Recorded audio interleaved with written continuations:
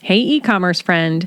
Today's episode is a replay of one of our most popular episodes. And even if you listen to it the first time, I encourage you to listen to it again because it's likely your business has evolved a lot since then, and there might be something that's more relevant to you right now, or you might just hear it differently. So don't go away, listen through. Let's get into it.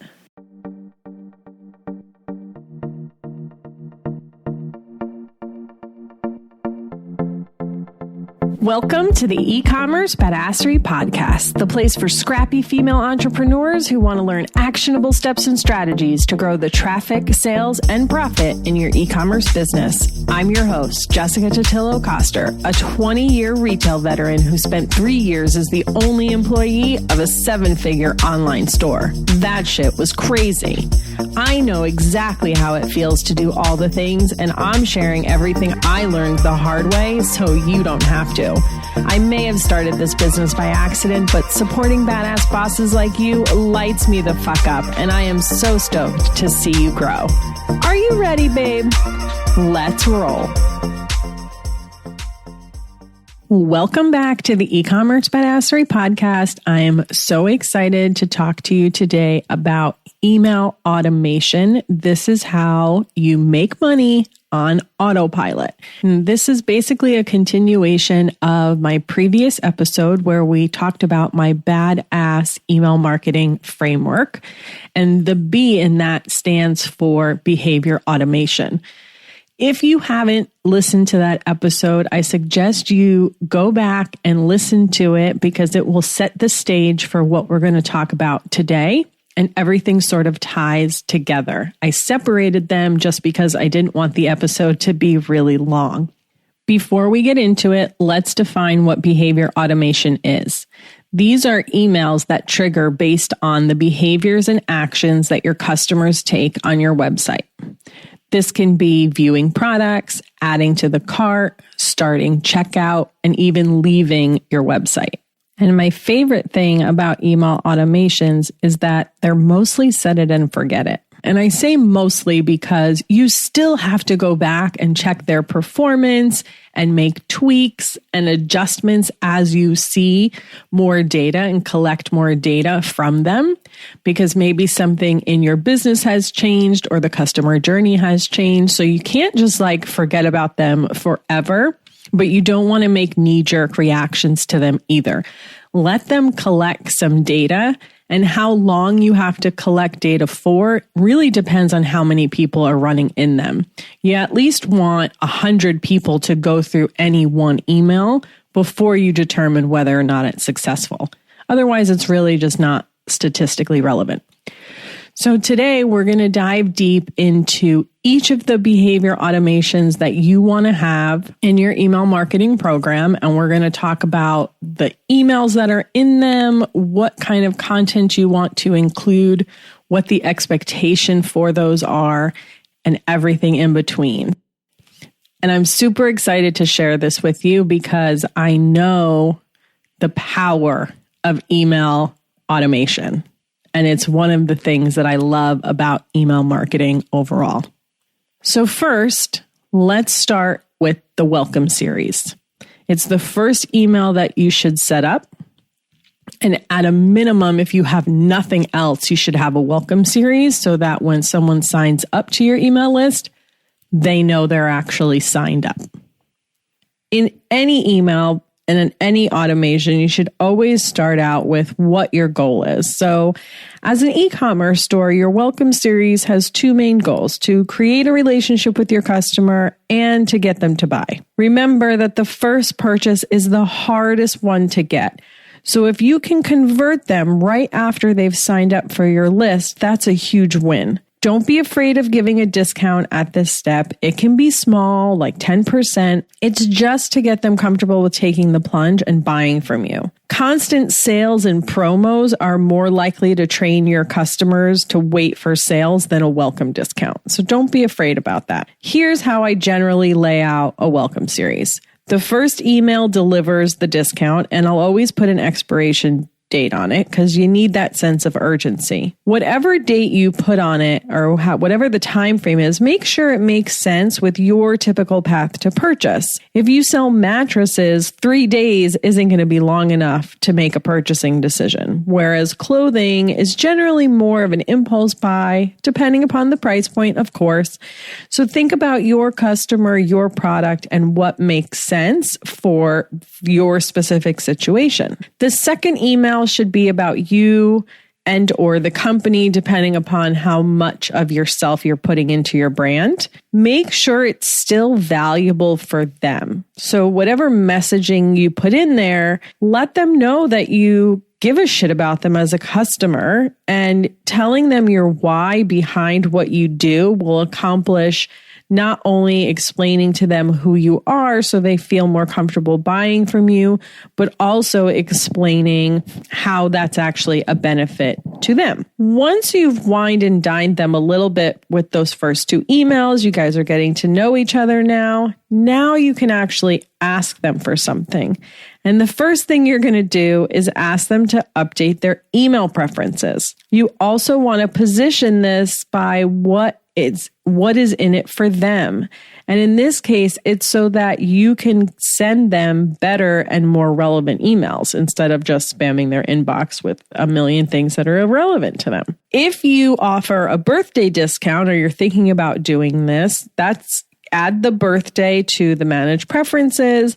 And I would use that in your subject line to get them to even open. So just saying like, hey, want a birthday treat? Update your email preferences, tell me when your birthday is, etc. Something along those lines. So those are those first 3. And once they've gotten those, if they still haven't made a purchase, I'll send a discount reminder and just say like, hey, don't forget your discount is about to expire. Give them, however many days are left, etc. And then include an invitation for them to reach out to you if they need help. Because for every, one person that does reach out to you through your customer service email or your online chat, there's probably 30 others who just don't, unless you give them that invitation and tell them it's okay. Once you do that, what happens after that is really dependent on your business. If you do have a longer path to purchase, or if you're a one product store, you can use the welcome series to send out evergreen content over a longer period of time, so you don't have to worry about setting up campaigns to stay in touch with your customers. For instance, I have a client who created a waterproof enclosure for your car to protect your vehicle during a flood. Once someone purchases this, they're really not going to need another one of them for a while. And plus, it has like a shelf life of 5 years or something like that. But you still want to stay top of mind so that when they come across someone who might need your product, they still remember you and may mention it to someone else or share it with their friends. So the avenue we went was to build out a long welcome series that included evergreen content about preparedness for natural disasters, what to do after you experience one, things like that. So it can seem like, wow, I really don't have all that much to say. But if you go back to the add value piece and your brainstorm of what you could talk about, maybe instead of worrying about, every week I need to set up a campaign or every month, you could just stick it in your welcome series and everyone's going to get it. If you want to get really fancy, and if you have a big list, you can even split the content they receive based on what they told you in their managed preferences center. Don't worry if that feels overwhelming or like too much. If you're just getting really started digging into your email marketing, that's not super important, but it is something that you can do as you start to grow. Okay, let's talk about browse abandonment and checkout abandonment. And I'm putting these together because I want to be able to explain the difference. And I'm really using Klaviyo terminology here. So if you are on Shopify, and you hook up Klaviyo, the checkout abandonment doesn't really get registered unless they hit the button that says start checkout. And on Shopify, that's when they put their email address in and all of that stuff. And they check the box to say, hey, I want to be on your email list. Browse abandonment, on the other hand, will catch them before they even add anything to their cart. So if it's someone who was already on your list and comes to your website and is looking at a product, but they don't take any action on it, Klaviyo will still register that and be able to send them an email to say, hey, I think you were checking this out. Here's a little reminder to bring them back to the website to look at it. The checkout, they've already added to their cart and started checkout, and they were going through that process. So those people are further down the funnel and closer to buy. So let's go back to browse abandonment really quick. One thing to note about this is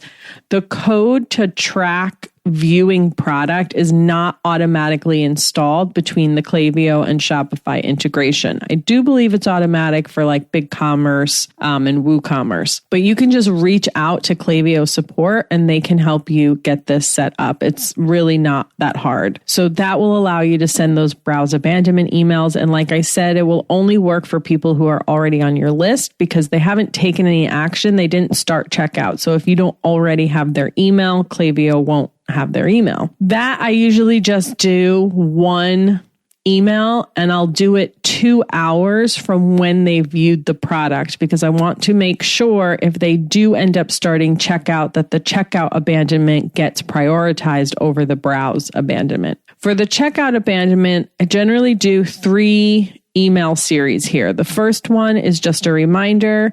Hey, you left this in your cart. I'm sure you've received these from other companies before. Super simple, no discount needed. Some people really do just get distracted. Feel free to add some personality into this if it's right for your brand and your voice. You still want to make it an email that they enjoy receiving. The second one, I will generally split based on the value of the cart. So if they have already hit the free shipping threshold, I will remind them, hey, you have free shipping. And then the other people who haven't hit that mark, you can either offer them free shipping or it's just a second reminder. The third email is where I will put the discount. And this will really depend on the business. If you are a one product store, it's probably just one email with one discount. If you're a boutique or you sell a wide assortment of product where people have the opportunity to add a bunch of items to their cart and you have a wide range of average order values between customers, maybe you split that up based on how much they are spending. So the higher the cart value, the higher the discount you might want to offer, because that sale is going to be worth more for you. The other thing is you're going to want to put conditions on these emails so they're not getting them every time. So in Klaviyo, there's a really easy way to say, don't send this to anyone who has been in this flow in the last X number of days. I usually do 30 or 60 days, kind of depending. And then you might even want to limit that third discount email only to first-time customers, right? Because you don't want to train people to just wait to abandon their cart and always get that discount email. Okay, one more note about the cart abandonment. A lot of people ask when you should send the first cart abandonment email, and I will do it an hour after they abandoned checkout. It's long enough to not be obnoxious, right? If they literally just got up to, tend to their kid and were planning on coming back, but not so long that they've completely forgotten about you. So I say start with an hour, test it out, see how it does. Okay. Let's dive into the post-purchase email. And this is not your order confirmation. That is something separate that will be sent by your e-commerce platform if you're on Shopify, BigCommerce, etc. This is additional communication with the customer about your product, because just because you made the sale doesn't mean your job is done. The goal of the post-purchase email series is to give the customer whatever additional information they might need to make sure that they have the best possible experience with your product. This is especially important if it's something that's more complicated to use, and we can use that car flood protection as an example. So her post-purchase email links them to a how-to video showing them how to set it up and how easy it is to use on your own, etc. And what you do for yours is just going to depend. I'll give you another client example. She has a multiple product subscription box. And so each of those needed a little bit of different information on how to use and stuff like that. But we didn't want to split them up into different emails because some people do buy all three. Klaviyo has this really cool feature called dynamic blocks. And what it lets you do is sections in your email, you can tell it to only show to specific people based on criteria, either from their profile or from the event that you're triggering off of. So in this case, the purchase event obviously recorded what items they bought.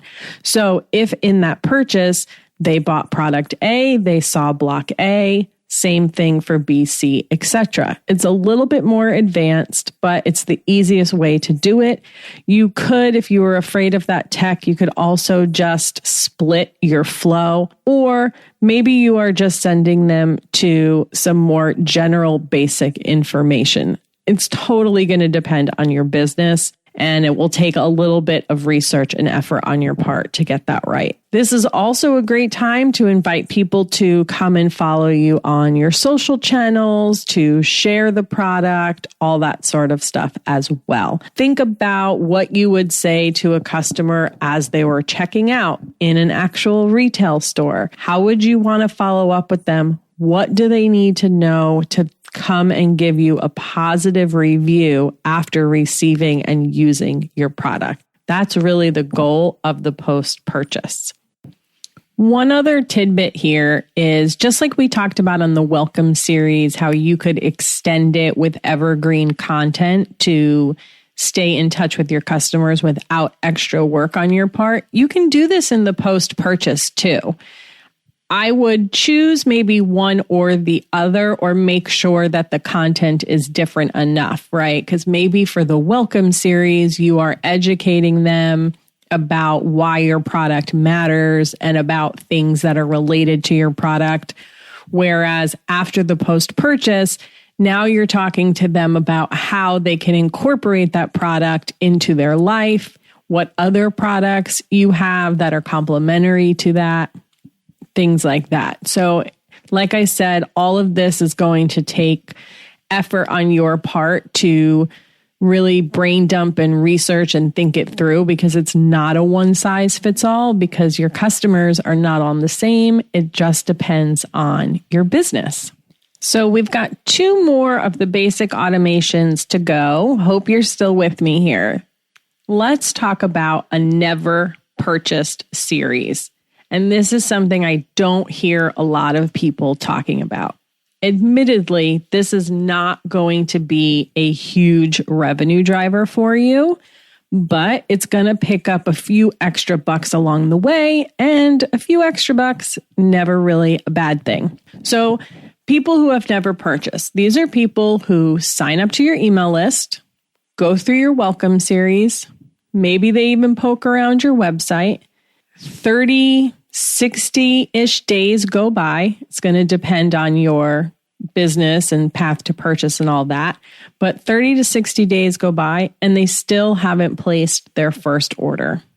I will send this group of people a specific special email for them and usually put an offer in it, because if they haven't purchased at this point, there's, a ton of reasons why, but having that incentive always helps, right? If someone is hesitant about trying something new, and I'm like this, maybe you're this way too.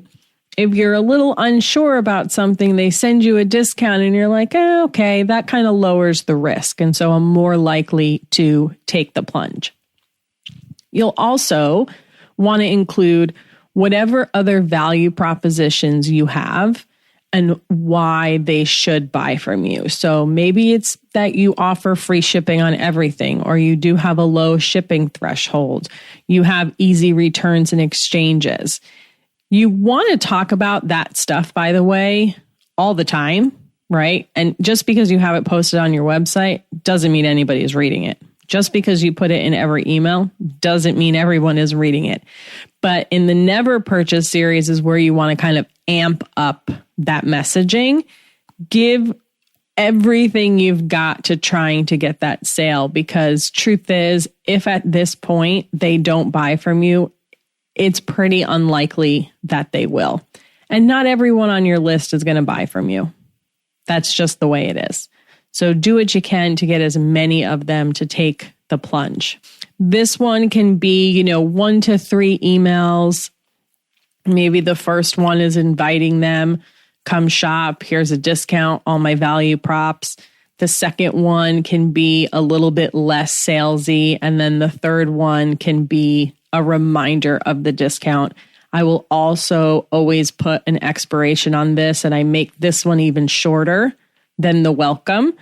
So if my welcome is 14 days, I'll make this 7. If my welcome is 7 days, I'll make this one 3.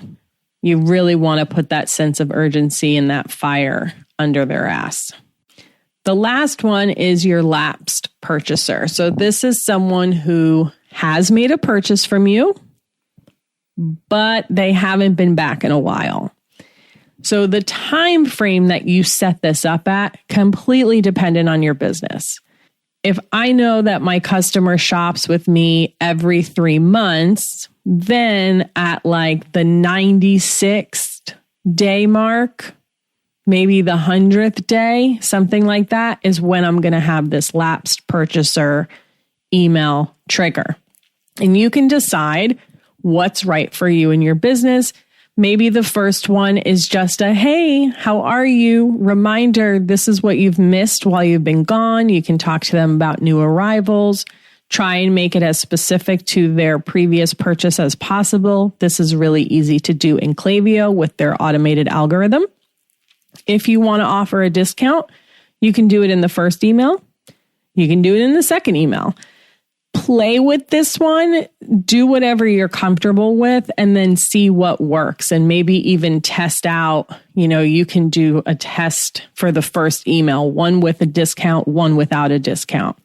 Of course, the discount is going to perform better, but maybe it's not performing better enough to justify the margin that you're giving away.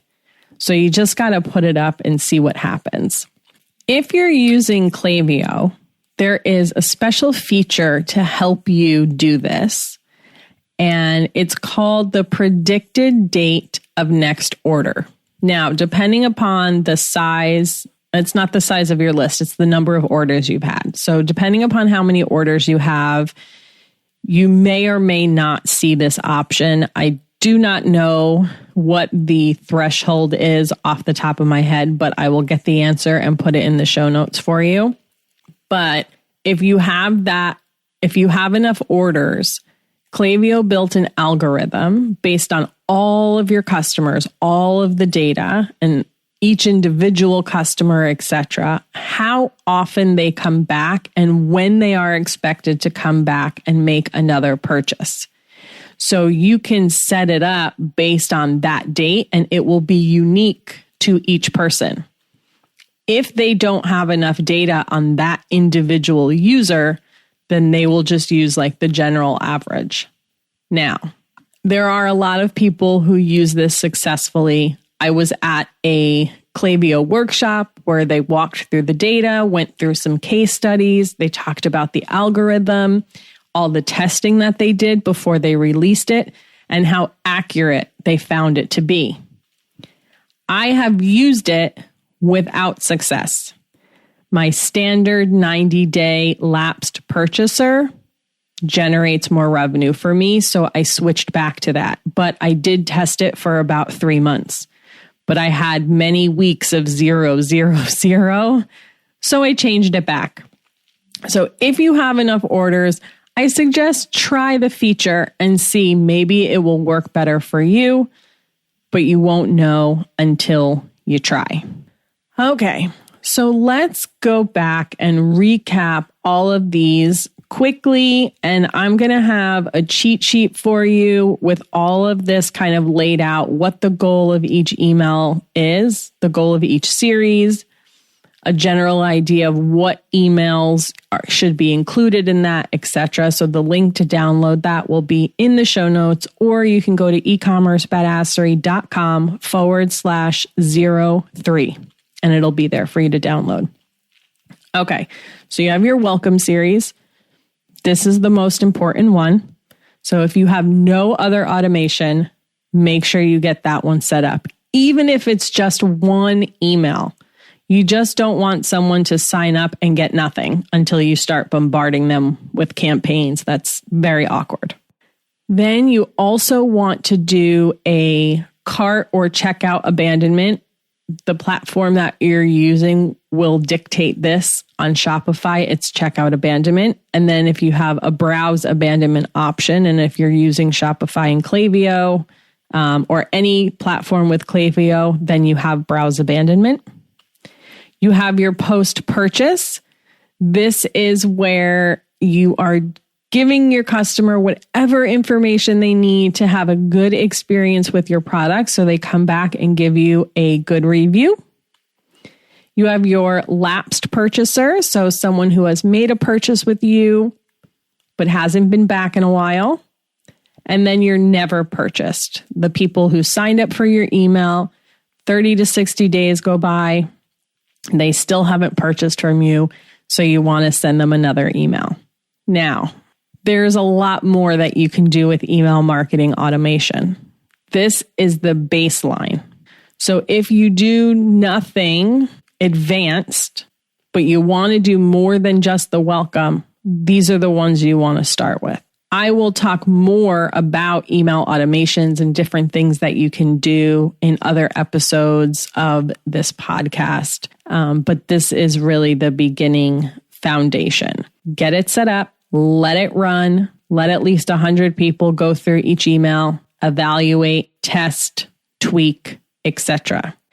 Most of your email marketing platforms, and Klaviyo definitely does this, you can test subject lines, content, all in your automations as well.